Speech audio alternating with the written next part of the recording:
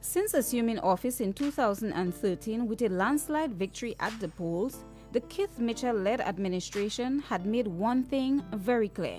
All sectors of society must come together with government to ensure a stable future for the people. In fact, our records show that one of the first things Prime Minister Mitchell did after taking office was a school visit on their career day. This is the first school that I'm visiting since I became Prime Minister again. This is a commitment that the government has upheld and is evident in the many programs and initiatives it has undertaken over the last 3 years. In this State of Affairs feature, we take a look at some of these initiatives as the administration continues to establish a new era of open government. The Office of the Integrity Commission was set up via the Integrity in Public Life Act of 2013.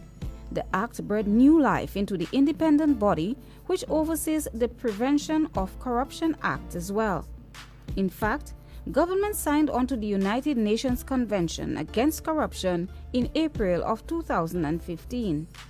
Since then, the office has been performing many tasks to ensure issues of corruption are nipped in the bud in public office. Because when you have lesser corrupt practices, that means you have good governance. And when you have poor governance, that means you have more corruption. The FIU is very much a part of the process because of the obvious focuses on terrorist financing and major financial crime. And we consider corruption. Corruption is considered to be a financial crime.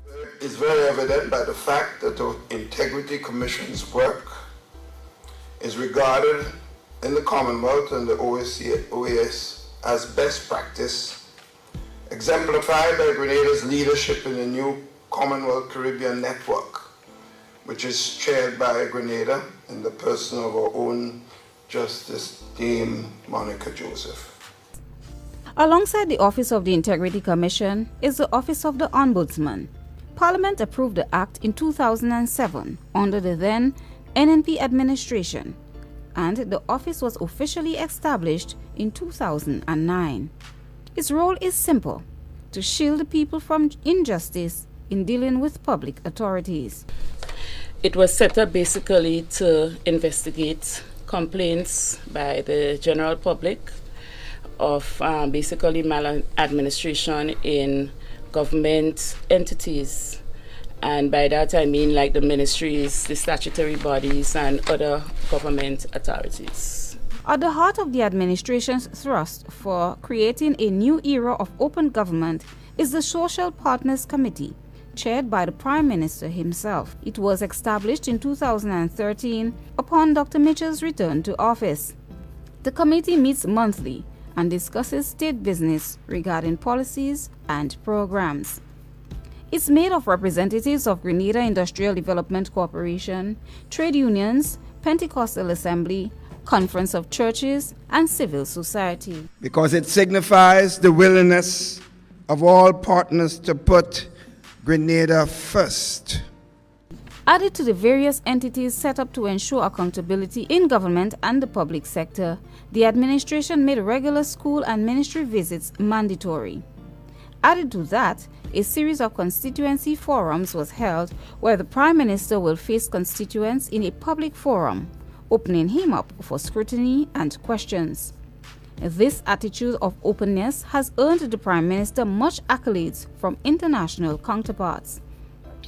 Your Prime Minister have been very supportive Yes. to the cause of fighting corruption, because I've had an encounter with him for some time now when he was not in government and in government, and he has demonstrated the same zeal and support from there when I decided to bring in a consultant to help for the Integrity Commission, the Act itself to be drafted and look at how to implement it. I was there and he came into office. He put a very powerful team, as I see Lady Dame Joseph, to lead the team, and he's been there with us. And to be known as a government that cares, that is serious about the nation's business and makes the tough decisions to ensure a secure and stable economic country, is part of the legacy that this current administration wants to leave behind. In fact, Prime Minister Dr. Mitchell is keen on ensuring that Grenada's name on the international market is one that is associated with accountability and development. For State of Affairs, I am Christlina John.